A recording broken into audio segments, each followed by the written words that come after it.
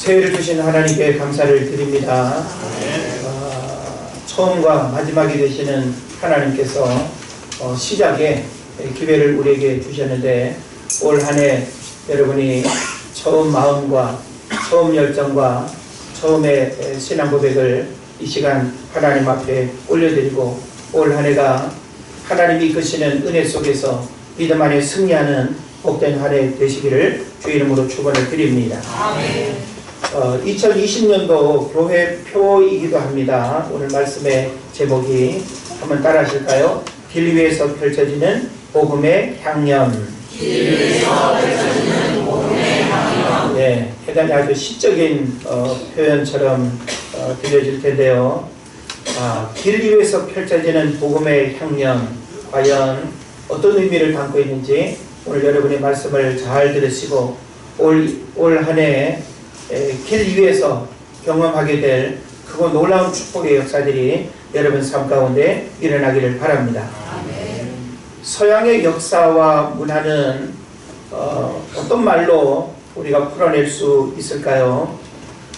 길로 우리가 말할 수 있습니다.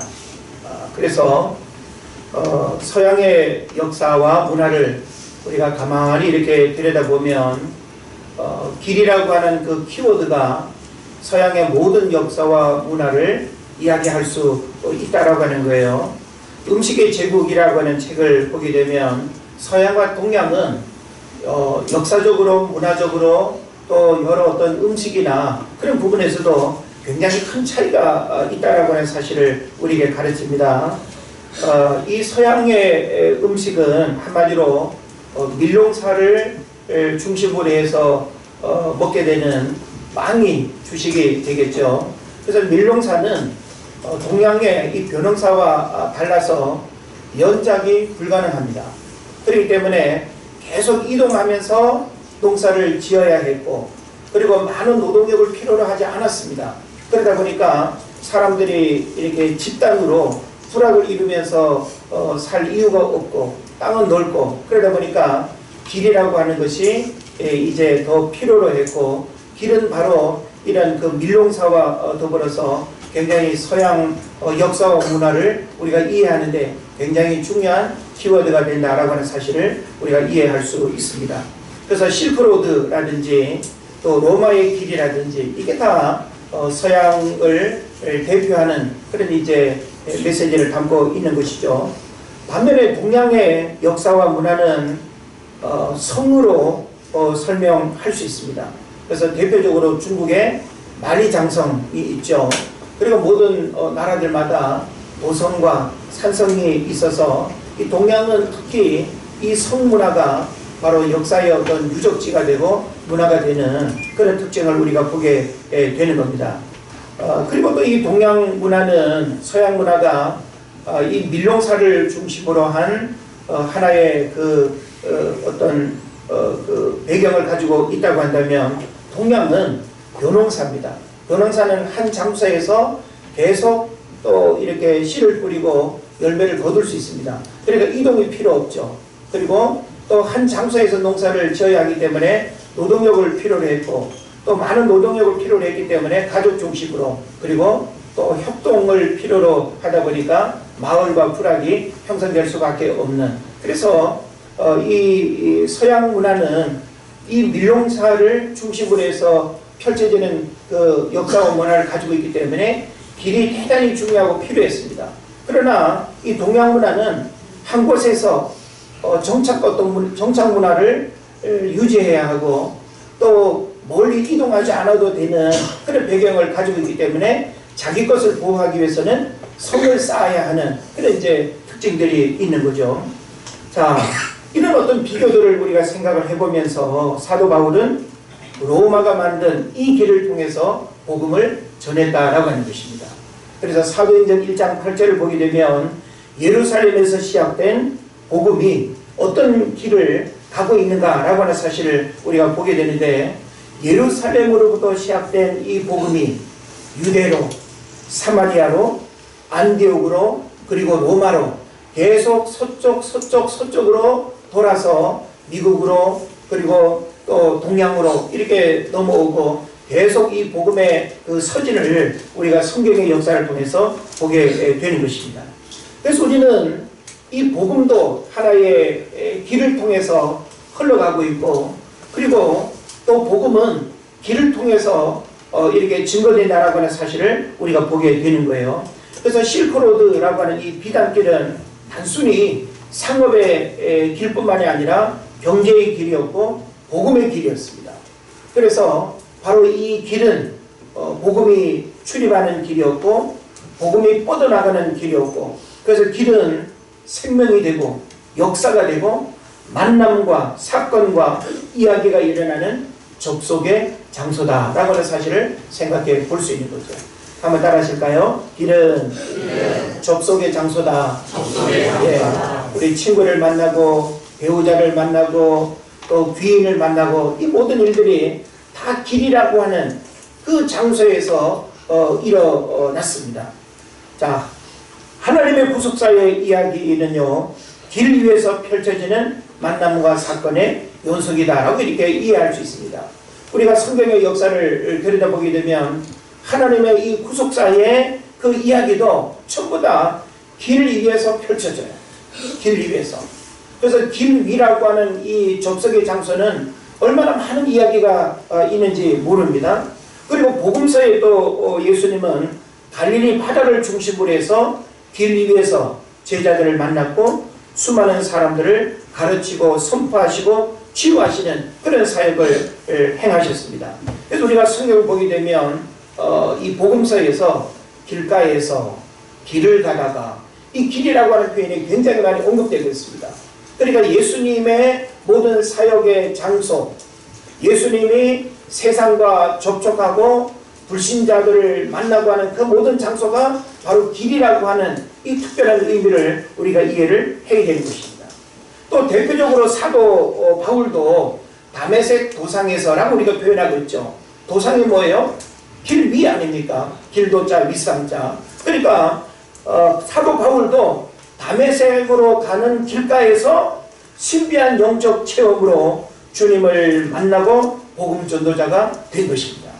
그러니까 우리가 이 역사뿐만 아니라 성경의 역사, 구속사의 역사, 예수님의 복음 사역의 역사, 사도 바울의 어떤 서신서를 통해서 우리에게 보여주는 또 이방인을 향한 그 전도의 역사, 오늘날 우리가 구원을 받은 이 구원의 역사들도 보면 전부 다 길 위에서 일어난 그런 특별한 사건이다라고 하는 사실을 우리가 생각해 볼 수 있습니다. 자, 그래서요, 길은 철학적 의미가 있고요, 문학적 의미가 있고요, 예술적 의미가 있고요, 복음적 의미도 있습니다. 그래서 우리가 이 길을 가만히 생각해 보면요, 길이라고 하는 것은 계속 어디론가 뻗어가죠. 막힘없이. 길이 없으면 길을 만들고, 길이 있으면 끝이 어딘지는 모르지만 끊임없이 가는 거, 이거 바로 길 아니겠습니까? 저는 원래 이제 교회 표를 이렇게 기도 가운데 생각하면서 길에 대한 말씀을 하나님이 크게 깨닫게 하셨어요. 근데 공교롭게도 원래 교회 달력이 그 길을 주제로 해서 매달 이렇게 내용을 담고 있습니다. 그래서 참 길은 굉장히 많은 메시지를 담고 있는데, 저는 올 한 해 여러분들이 지금까지 다녔던 그 익숙한 길도 우리에게 소중하지만 한 번도 가보지 않은 길, 내가 생각 속에 한 번쯤 가보고 싶었던 길, 그리고 길이라고 하는 그 위에서 벌어질 수 있는 그 다양한 사건과 이야기들을 여러분이 경험하는 그런 축복의 한 해가 되기를 바랍니다. 그래서 우리가 이 길을 가만히 묵상해 보면요, 굉장히 성경적이고 복음적이고, 그리고 하나님의 어떤 구속사의 관점에서 이 길은 굉장히 중요한 소통과 이 접속의 어떤 장소로서 우리에게 중요한 그 메시지를 주고 있다라고 하는 것입니다. 그래서 요한복음 14장 6절에 이런 말씀이 있죠. 예수께서 이르시되 내가 곧 길이요 진리요 생명이니 나로 말미암지 않고는 아버지께로 올 자가 없다. 그래서 선악과를 따먹은 그 불순종이라고 하는 것은 하나님께 나아가는 길이 어떻게 됐다는 거예요? 막힌 거예요? 단절이에요, 단절. 그러니까 어떤 방법으로도 하나님 앞에 나갈 수 있는 길이 구약에서는 없었어요. 근데 제사장을 통해서, 여러 제사법을 통해서 하나님께서 잠시 하나님 앞에 나아갈 수 있는 길을 보여주셨죠. 성막을 통해서 우리가 하나님 앞에 어떻게 나아갈 수 있는지 그 방법을 우리에게 일러주셨어요. 근데 그 구약의 율법적인 방법은 너무 힘든 거예요. 많은 짐승이 나의 죄를 대신해서 죽어야 했습니다. 그러니까 하나님 앞에 나아가기 위해서는 엄청난 희생과 수고가 필요한 거예요. 그런데 이 힘들고 어려운 방법을 한 번에 하나님이 해결해 주셨어요. 그 방법이 뭐죠?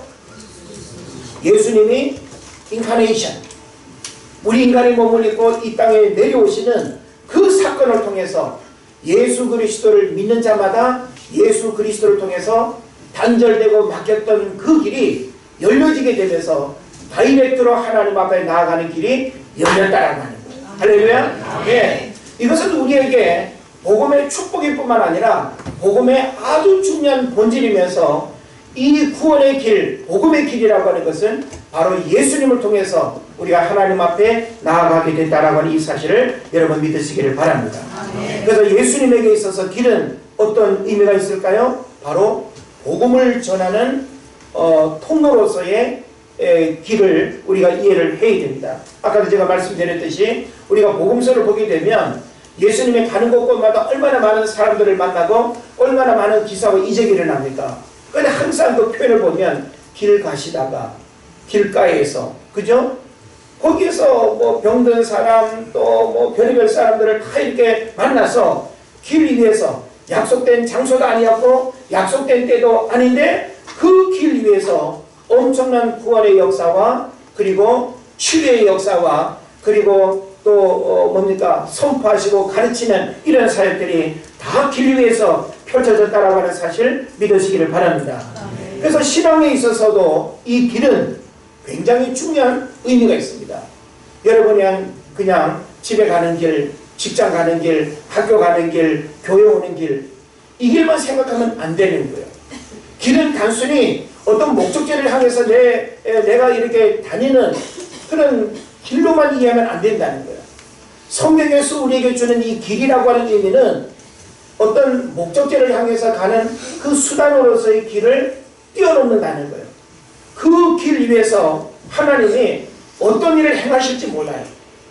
길 위에서 우리가 경험하게 될 크고 놀라운 은혜와 축복의 사건들은 우리의 상상을 초월할 수도 있다라고 하는 사실 여러분 믿으시길 바랍니다. 네. 길을 가다가 황금덩어리를 주술 수도 있고요. 네. 길을 가다가 뜻밖의 일들을 만날 수도 있고요. 길을 가다가 뜻밖의 귀인을 만날 수도 있고요.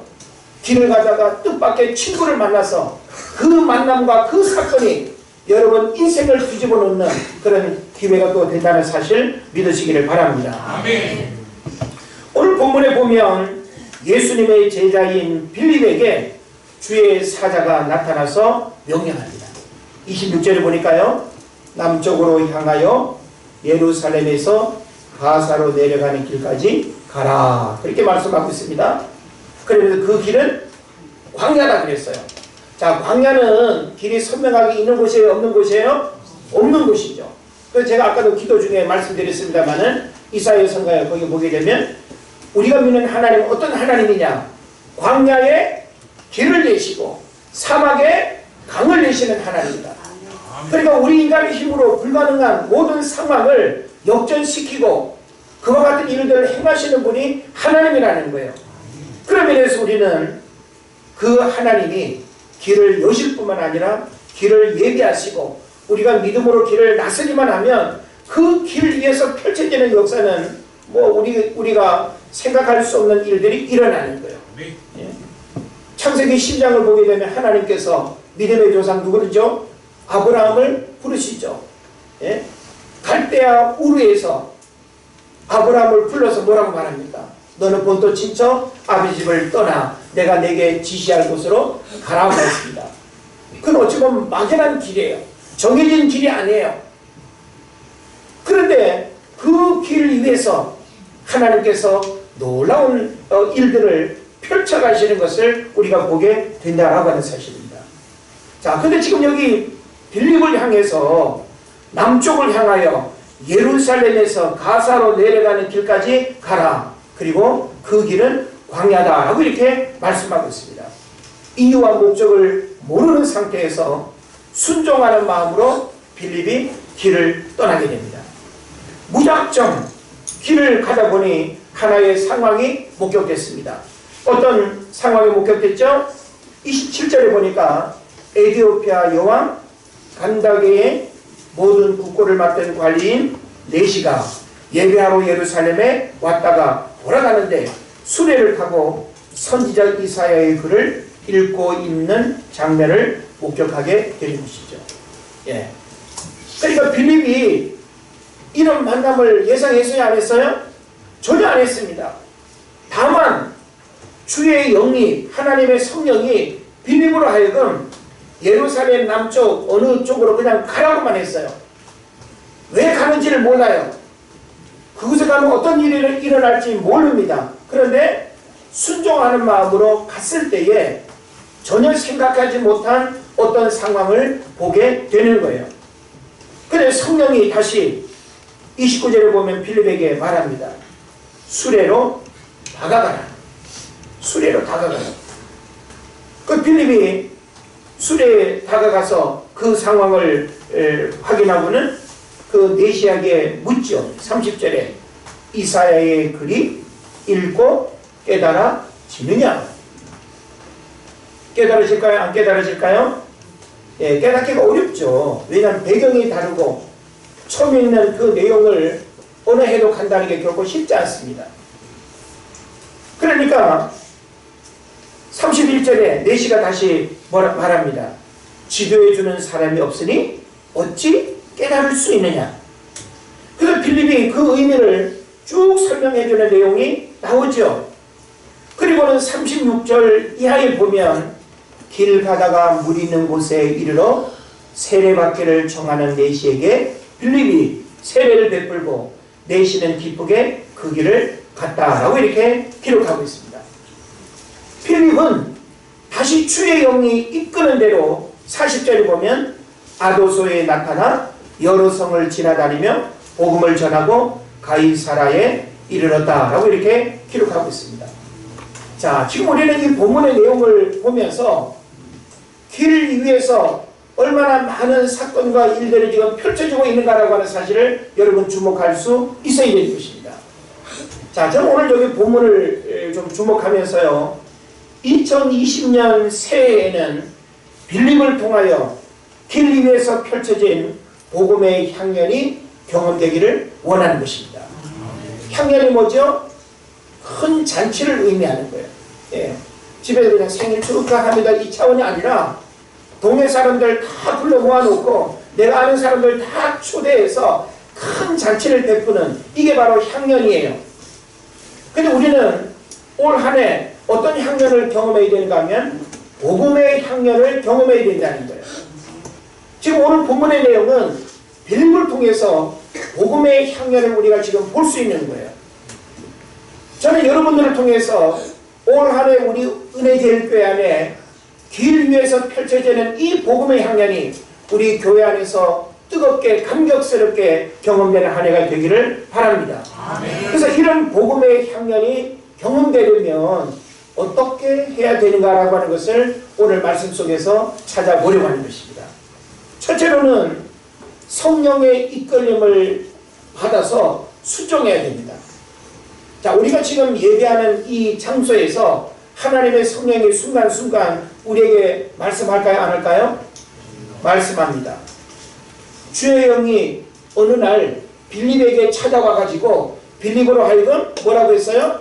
예, 예루살렘 남쪽 광야길로 가라고 했던 것처럼 여러분이 정말 기도하는 사람이고 여러분이 정말 복음의 향연을 사모하는 삶이라고 한다면 여러분이 꿈속에서든지 기도 가운데 하나님의 성령이 여러분 마음속에 내 의지로는 생각지 않은 그 일을 하나님이 생각하게 하시고 말씀하게 하실 때가 분명히 올 겁니다. 우리는 그런 일들을 얼마든지 경험할 수 있어요. 오늘날 어디 어느 집으로 가라. 오늘 누구를 만나라. 저도 그런 일을 많이 경험했어요. 특히 옛날 신학교 때 참 그때 영적인 민감함이 있고 성령으로도 충만할 때 하나님께서 참 많은 일들을 경험하게 했어요. 그 찾아가면 바로 이와 같은 일들이 일어나는 거죠. 만나면 그 만남을 하나님은 이래서 만나게 하셨구나 라고 하는 일들이 일어나는 거죠. 그러니까 우리는 성령의 말씀하심에 민감하게 여러분 반응할 수 있어야 되는 겁니다. 우리가 복음의 향연을 경험하려면 지금 빌립이 경험한 것처럼 성령의 이끌림을 받아서 순종하는 그 가장 1차적인 모습이 우리에게 있어야 된다는 사실을 여러분 깨달으시기를 바랍니다. 그 다음에 두 번째로는 만날 만한 사람을 만나야 됩니다. 빌립이 에티오피아 그 내시를 이렇게 만나는 거 의지로 만난 게 아니죠. 계획이 전혀 없었습니다. 그러나 하나님의 성령이 우리를 이끌게 되면 만날 만한 사람을 하나님이 만나게 하신다는 거예요. 예. 여러분이 매일매일 이웃을 만나고 친구를 만나고 학교 엄마를 만나고 한다 할지라도 그냥 어떤 필요에 의해서 만나는 것이 아니라 하나님의 성령이 만날 만한 그 어떤 기회들을 통해서 만나게 되어질 때 그 만남은 평범한 밥 한 끼의 식사 만남이 아니라 복음을 전하는 기회로서의 만남이 될 수도 있는 것입니다. 네. 그래서 우리는 매일매일 만날 만한 사람을 만나도록 하나님 앞에 기도해야 돼요. 그러니까 눈 뜨니까 아무 의식 없이 직장 가서 누구 만나고 학교 가서 누구 만나고 그냥 아무 의미 없이 그냥 반복해서 만나고 이것이 아니라 우리의 모든 만남은 하나님의 섭리 속에서 만날 만한 만남이 우리에게 이루어지는 이것이 바로 이 복음의 향연을 경험하는 통로가 된다는 거 믿으시기를 바랍니다. 그 다음에 또 한 가지 우리가 본문에서 배울 수 있는 건 뭔가 하면 복음을 전하고 가르쳐야 된다는 거예요. 빌립이 그 내시에게 읽고 깨닫느냐 깨달아지느냐 라고 할 때 누군가 지도하는 사람도 없는데 내가 어떻게 깨달을 수 있느냐 라고 이렇게 말했습니다. 그때 빌립은 충분히 상대방이 알지 못하는 복음을 가르치고 그리고 또 이해시켜주는 그런 역할을 했습니다. 그리고 오늘 우리가 이와 같은 복음의 향연을 결과적으로 경험하려면 항상 우리에게 준비가 있어야 돼요. 그 준비는 뭘까요? 복음을 가르치고 복음의 어떤 의미를 우리가 해석해 줄 수 있는 우리가 신년 선고 받기를 했는데 신년 선고 받기도 그렇잖아요. 눈으로는 무슨 말씀인지 읽기는 읽었는데 그 의미를 모른다라고 할 때 얼마나 답답하겠어요. 그러니까 바로 어떤 말씀을 해석하고 올바르게 가르쳐 줄 수 있는 이것이 바로 복음의 향연을 경험하는 아주 중요한 통로가 된다라고 하는 것입니다. 그리고 또 한 가지는 뭔가 하면 빌립이 바로 이 내시를 길을 가다가 그 물가에서 세례를 받게 한 것처럼 세례를 받게 해야 하는 역사가 일어나야 됩니다. 오늘 우리들 신앙에 세례가 아무것도 아닌 것 같아도 신앙은 예수 그리스도를 믿는 신앙 고백의 내적인 증거로서 굉장히 중요한 행위예요. 그래서 세례를 받게 하는 것, 그래서 구원받은 하나님의 백성으로 살아가도록 도와주고 이끌어주는 것, 그냥 교회 가면 좋은데 하거나 어떤 마음만 바라보게끔 하는 것이 아니라 그 한 사람을 만날 만한 자로 하나님의 만나게 하시고 또 그에게 복음을 전하고 가르치게 해서 세례를 받게 하는 이 일은 바로 오늘 본문에서 우리에게 가르쳐주는 아주 중요한 원리고 방법이다라고 하는 사실 깨달으시기를 바랍니다. 그리고 한 가지는 뭔가 하면 머물지 말고 또 복음의 길을 떠나야 된다는 거예요. 우리는 끊임없이 올 한 해를 살아가는 시간 속에 그리고 하나님 우리에게 주신 이 땅에서의 모든 삶의 기회는 끊임없이 복음의 향연을 경험하는 삶으로서 우리가 살아야 된다고 하는 것입니다. 그래서 머물지 말고, 여기서 머물지 말고라고 하는 것은 육신의 어떤 편안함의 자리에 머물지 말고 끊임없이 이 복음의 향연이 길 위에서 펼쳐지도록 위해서 우리가 고민하고 기도하고 해야 된다라고 하는 것입니다. 향연은 큰 잔치라는 뜻이라고 했습니다. 우리에게 있어서 큰 잔치는 복음으로 생명을 살리고 구원하고 치유하고 회복하여 기뻐하는 일입니다. 그래서 우리의 예배가 바로 복음의 잔치집이 되어야 되는 거예요. 복음 때문에 기뻐하고, 예? 그래서 늘 익숙한 만남 때문에 기뻐하는 것이 아니라 새로운 영혼 구원의 역사가 예배 때마다 일어나게 될 때 복음의 향연은 더 질적인 의미가 있고 그리고 큰 기쁨이 우리에게 넘치는 은혜의 시간이 될 줄로 믿습니다. 하나님은 여러분이 익숙하고 편안한 자리에 머물기를 원하지 않습니다. 집에서부터 나와야 하고요. 교회로부터 뛰쳐나가야 하고요. 쾌락의 장소로부터 벗어나야 합니다. 길 위에서 펼쳐질 만남과 이야기는 무궁무진하다라고 하는 사실을 우리가 알아야 되는 것이죠. 그래서 저는 오늘 여러분에게 마지막으로 어디로 가게 될지 누구를 만나게 될지 우리는 길 위에서 일어날 일들을 아무도 예측하기가 어렵습니다. 중요한 것은 우리가 하나님의 성령의 인도함을 받아서 그 하나님의 성령의 빌립처럼 우리를 이끌어 가실 때 하나님은 저와 여러분을 올 한 해 만날 만한 자를 만나게 하시고 그에게 복음을 전하게 하시고 세례를 받게 하시고 그리고 그를 구원의 자리로 인도해서 또다시 길을 나서고 또다시 구원의 역사가 일어나는 이 일들을 주님이 원하신다라고 하는 사실을 깨달으시기를 바랍니다.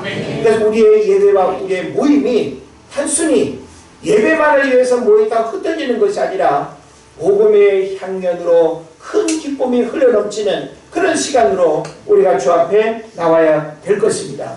그래서 성령님이 이끄시는 대로 순종하여 복음의 향연이 펼쳐지는 복된 한 해가 되도록 노력하시기를 주의 이름으로 축원을 드립니다. 기도하겠습니다. 하나님 감사합니다.